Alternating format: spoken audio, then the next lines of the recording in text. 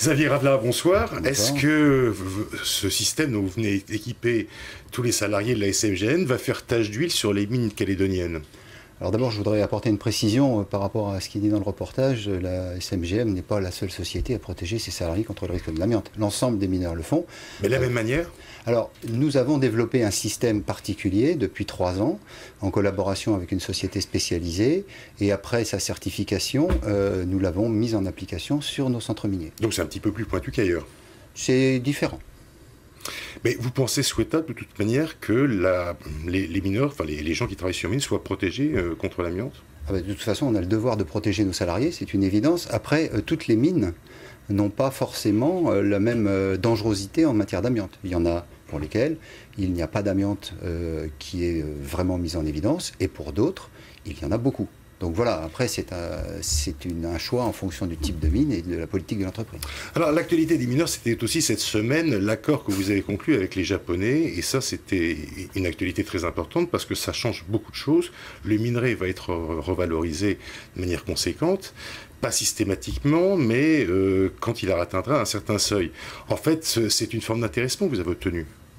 Eh bien, ce qu'on a obtenu, c'est d'avoir un partage de la valeur finale du métal qui soit beaucoup plus favorable pour le mineur calédonien. Et ça se déclenche à partir de 16 500 $ la tonne à peu près? À partir de 7,5 $ la livre. Oui, c'est ça, 16 500. Ouais. Et donc, à ce moment-là, vous êtes intéressé aux bénéfices, et c'est le cas actuellement?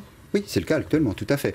Ça aurait été un simple vœu pieux pour le futur, on n'aurait pas été aussi enthousiaste. Mais c'est effectivement une mesure qui prend effet à partir de maintenant et qui produit ses effets à partir de maintenant. Pourquoi les Japonais se sont-ils laissés convaincre? Ils y trouvent leur compte? Ils sécurisent leur approvisionnement?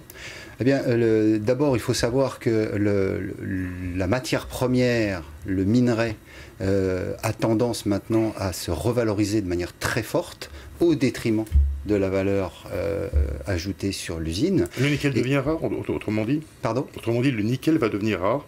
C'est le minerai aujourd'hui qui est plutôt rare. Il y a beaucoup de nickel en stock, mais avec l'arrêt des exportations indonésiennes, c'est le minerai qui est devenu rare.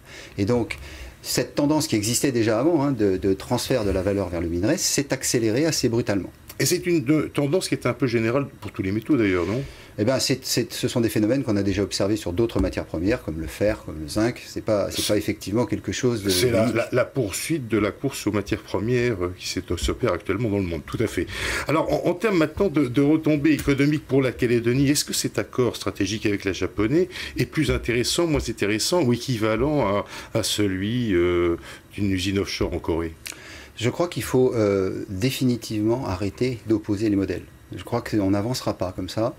Les mineurs calédoniens qu'ils exportent vers le Japon, vers la Corée, vers l'Australie ont besoin de trouver des solutions qui aillent dans l'intérêt du pays. Et ce n'est pas en montrant du doigt tel ou tel modèle. Chacun des modèles présente des avantages, chacun des modèles présente des inconvénients. Et ce n'est pas en les opposant que l'on y arrivera. Ces modèles existent, ils ont leurs vertus, ils ont leurs défauts. Ils peuvent être complémentaires, tout à fait. Ils doivent l'être.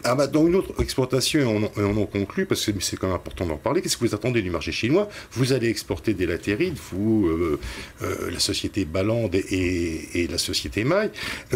Il est question d'une exploitation ponctuelle pour l'instant de latérite fatale, mais est-ce que c'est un galop d'essai ou est-ce que ça pourrait être le début d'une nouvelle relation commerciale avec les Chinois? Alors, en tout cas, pour ce qui nous concerne, ce que je peux vous dire, c'est qu'il n'y a rien de signé.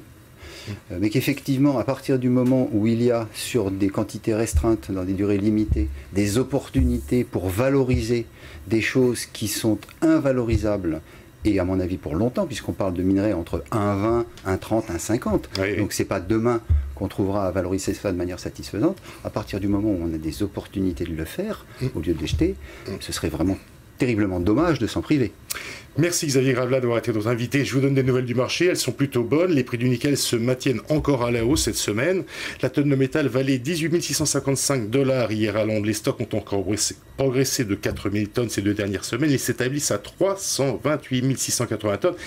Et c'est exactement 100 000 tonnes de plus que l'an dernier, à la même époque, quand le nickel valait moins de 14 000 $ la tonne.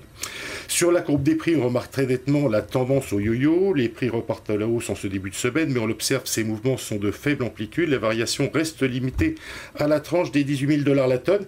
Le marché des actions n'exprime pas d'euphorie particulière cette semaine. Seul Glencore échappe à la baisse. La multinationale suisse renoue avec les bénéfices au premier semestre 1,720 milliard de dollars. Résultat moins bon pour les autres compagnies minières. POSCO perd 1%, Vale 3,5% et un net recul de 4%. Voilà, c'est terminé pour ce soir. Mardi prochain.